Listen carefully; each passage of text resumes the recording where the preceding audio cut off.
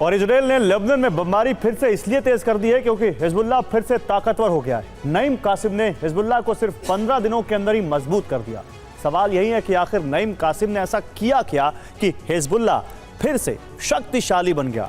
Israeli intelligence की report के मुताबिक हिजबुल्लाह को फिर से खतरनाक बनाने में इस बार सबसे बड़ी भूमिका रही है उत्तर कोरिया के शासक किम जोंग उन की। किम की मदद से हिजबुल्लाह न सिर्फ ताकतवर बन गया बल्कि उसने इजराइल के खिलाफ फिर से नई जंग छेड़ दी है।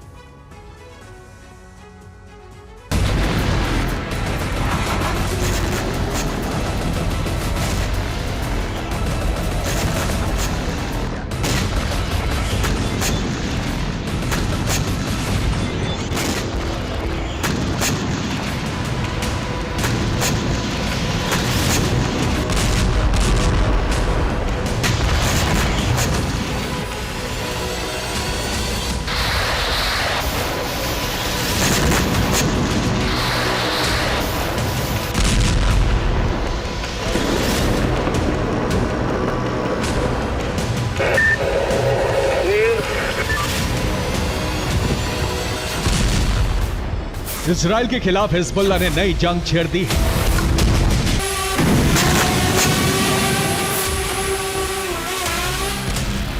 इजराइल की धरती पर हिजबुल्लाह जबरदस्त हमले कर रहा है।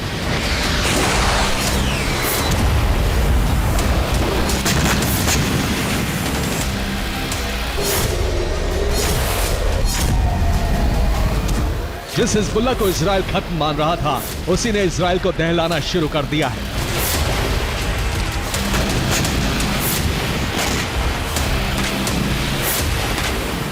हिजबुल्लाह के ये हमले इस बात के प्रमाण हैं कि हिजबुल्लाह फिर से ताकतवर हो गया है।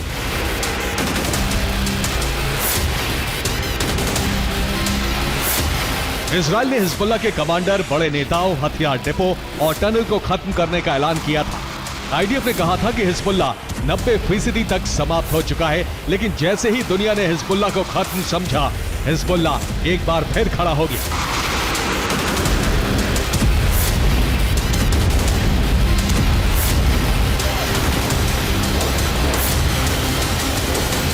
हिजबुल्लाह की इस ताकत के पीछे रूस और ईरान की बारूदी सप्लाई माना जा रहा था, लेकिन 48 घंटे के अंदर लेबनान में इजरायली सेना के ऑपरेशन के दौरान कई चौंकाने वाले खुलासे हुए हैं।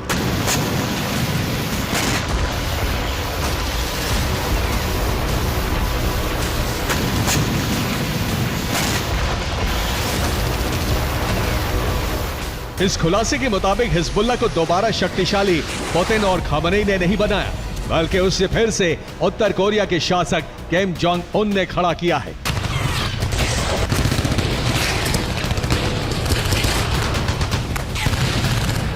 हिजबुल्लाह को उत्तर कोरिया से बारूदी बैकअप मिला, उसकी शक्ति बढ़ी तो उसने इजराइल में फिर से बारूदी वज्रपात शुरू कर दिया।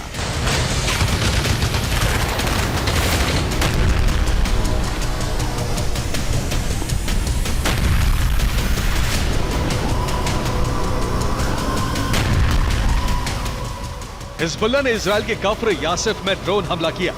आयरन डोम इस हमले को रोक नहीं पाया।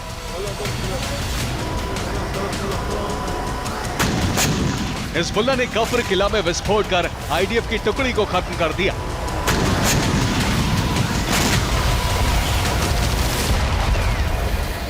हाइफा में आईडीएफ के नेवल बेस पर हिजबुल्लाह ने नस्र 1 मिसाइलों की बरसात की।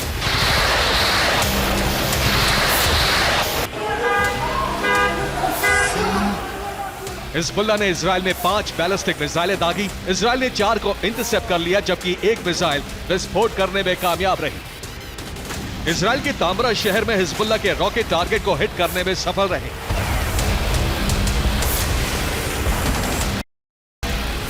आईडीएफ के मुताबिक हिजबुल्लाह ने 24 घंटे के अंदर इजराइल में 200 से ज्यादा ड्रोन फायर किए।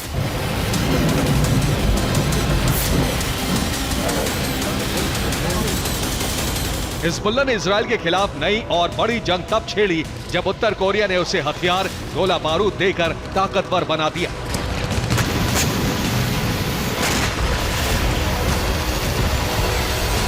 रिपोर्ट के मुताबिक उत्तर कोरिया ने हिजबुल्लाह को 50,000 से ज्यादा शेल दिए हैं। इस शेल का नाम है बैंग 122 शेल। हिजबुल्लाह ने इसे अपना नाम दिया है।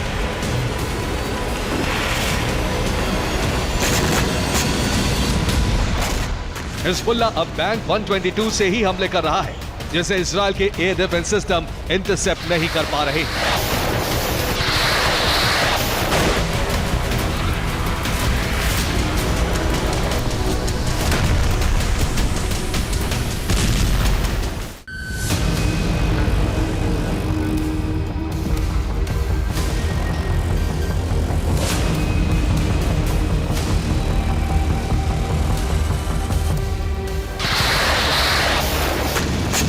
हिजबुल्लाह अब उत्तर कोरिया के हथियारों से हमले कर रहा है।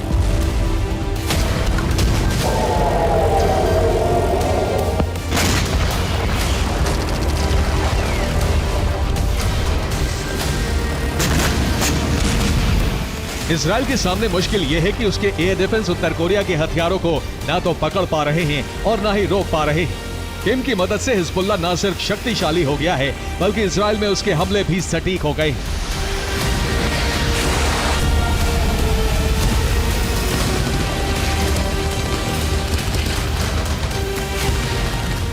रक्षा जानकारों के मुताबिक रूस की रणनीति के तहत ही उत्तर कोरिया हिजबुल्लाह को हथियार सप्लाई कर रहा है। दरअसल ट्रंप के आने के बाद शांति वार्ता और युद्ध विराम की जो संभावनाएं बन रही हैं, उसमें पुतिन अपना रोल बढ़ाना चाहते हैं।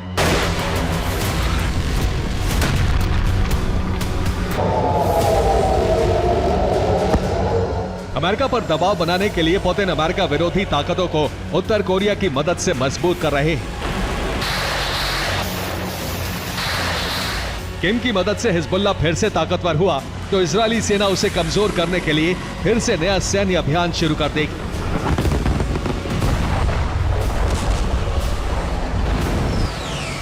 इजरायल अब हिजबुल्लाह के उन सुरंगों को ढूंढ रहा है जिसे उत्तर कोरिया की मदद से बनाया गया है।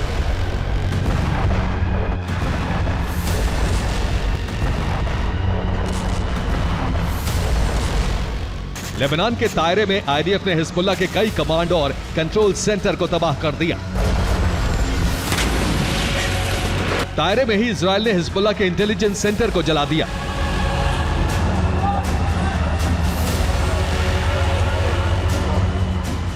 इजरायल की बमबारी में सिर्फ तायरे में ही हिजबुल्लाह के 13 लड़ाके मारे गए।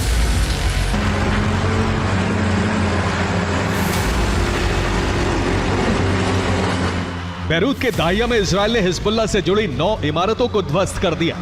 दक्षिणी बैरूत में इजरायल ने एक के बाद एक लगातार 12 बमबारी की।